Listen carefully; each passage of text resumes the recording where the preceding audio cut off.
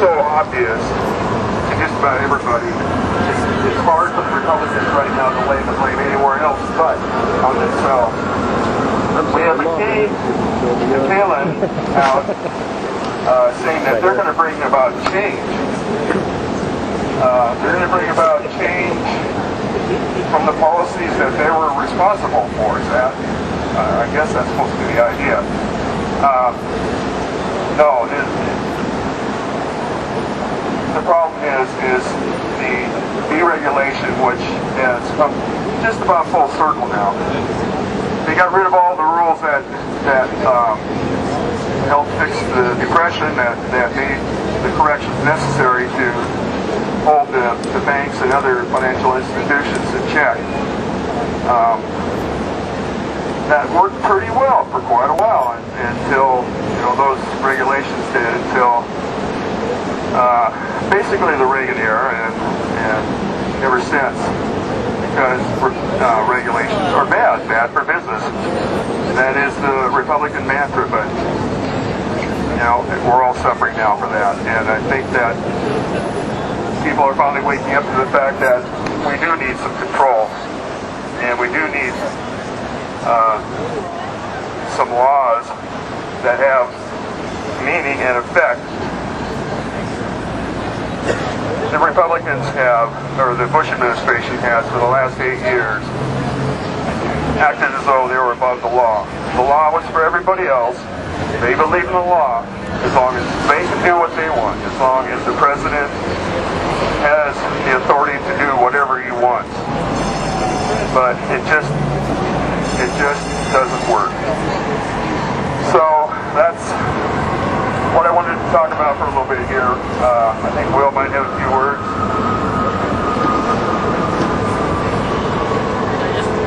I just want to add, everybody knows that October 10th, Friday, is a special Friday rally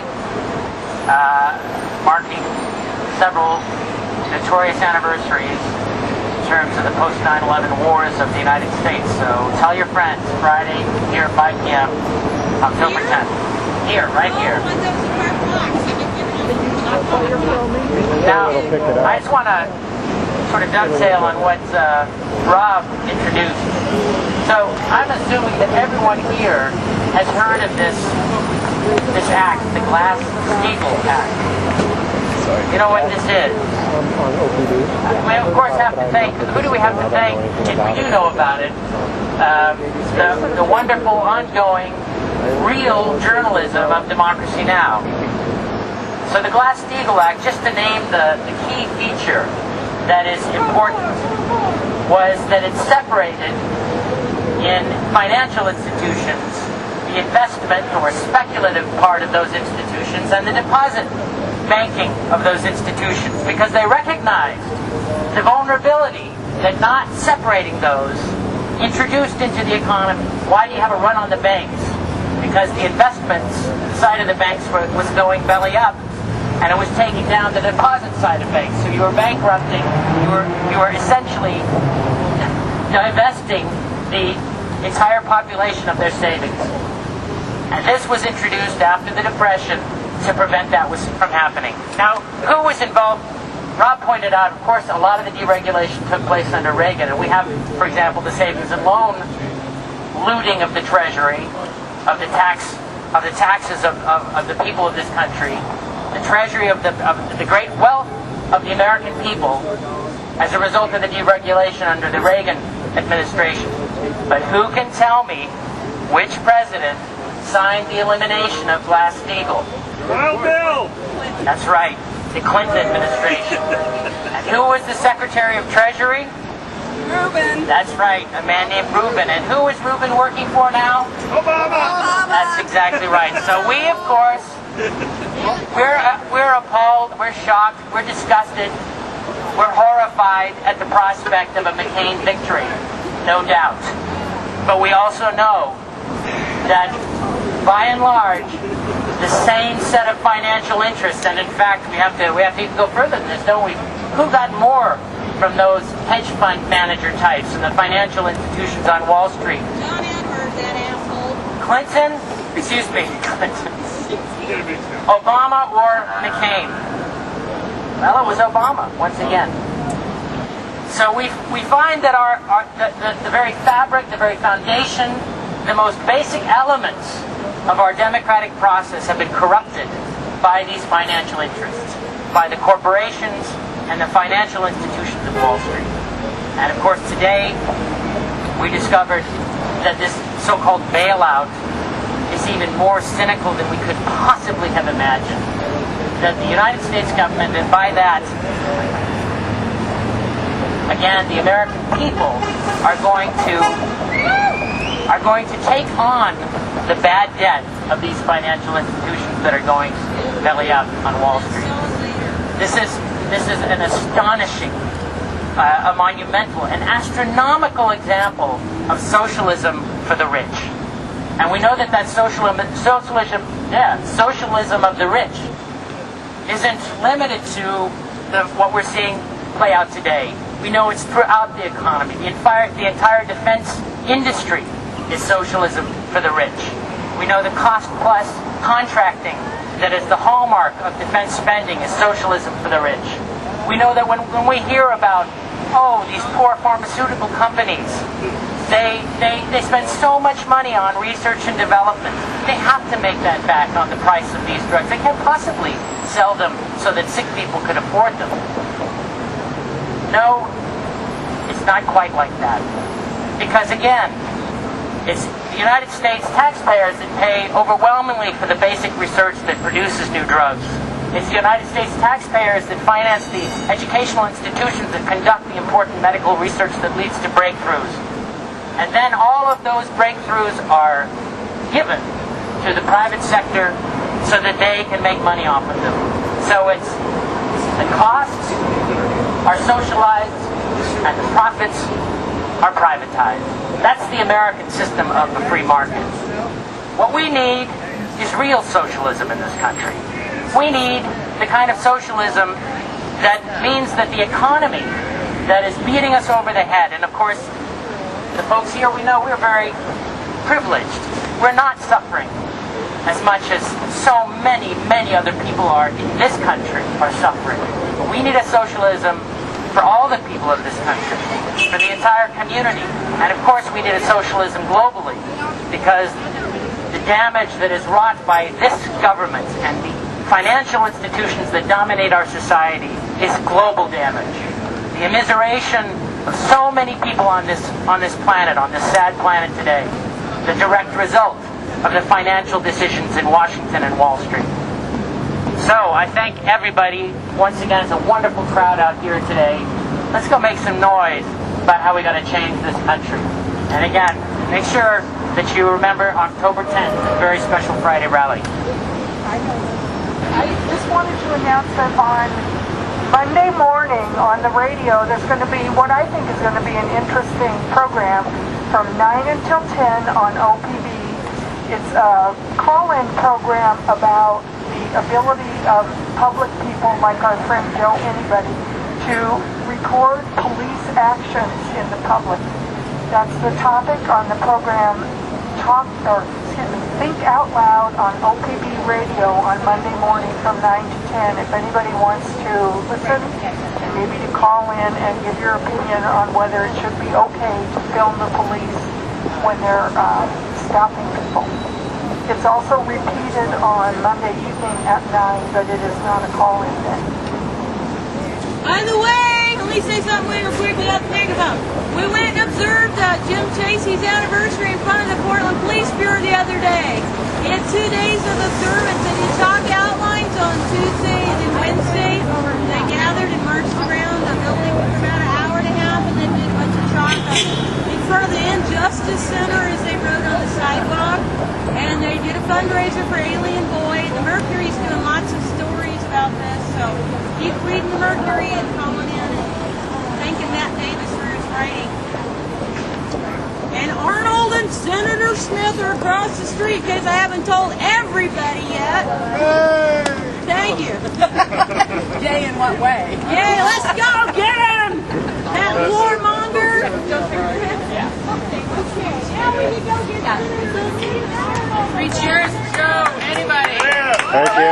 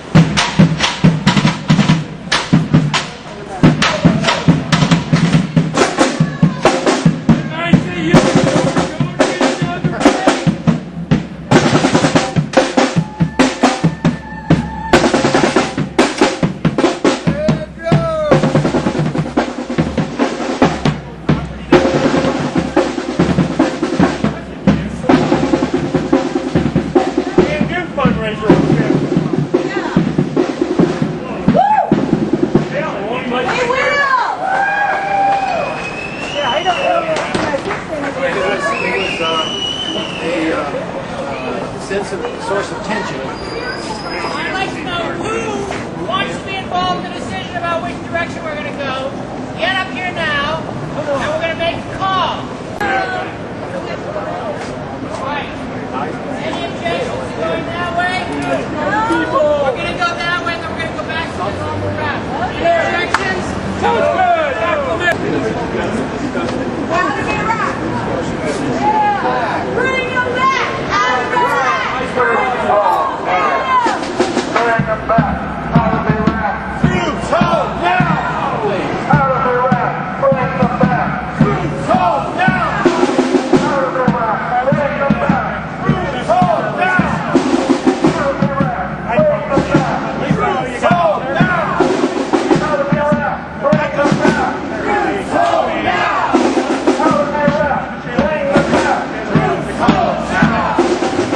Iraq. Bring them back. Troops home now! Out of Iraq.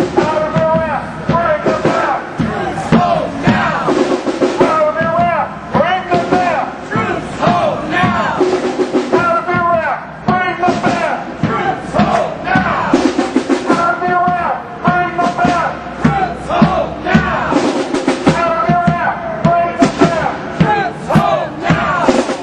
of Iraq.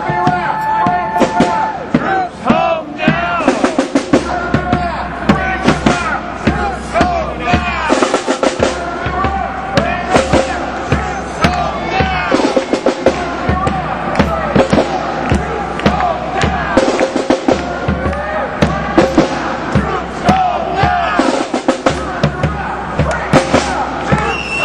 them back. Troops home now! Out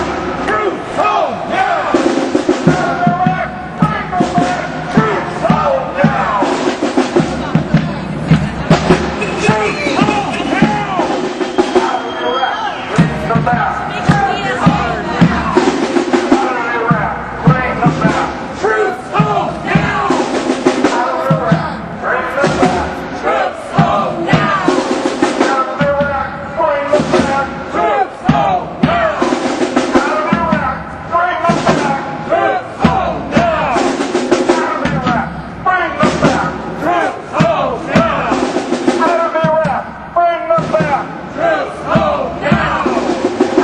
Iraq. Bring them back. Troops home now! Out of Iraq. Bring them back. Troops home now! Out of Iraq. Bring them back. Troops home now! Out of Iraq. Bring them back. Troops home now! Out of Iraq. Bring them back. Troops home now! Bring them back. Troops home now!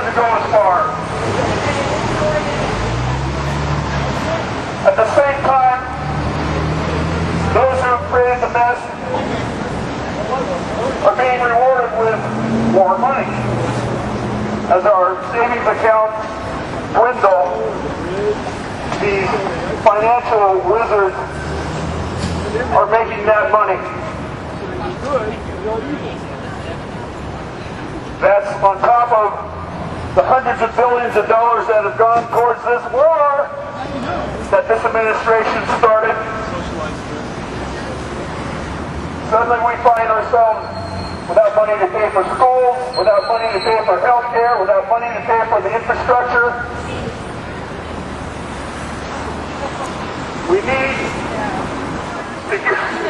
We need to get things under control, people.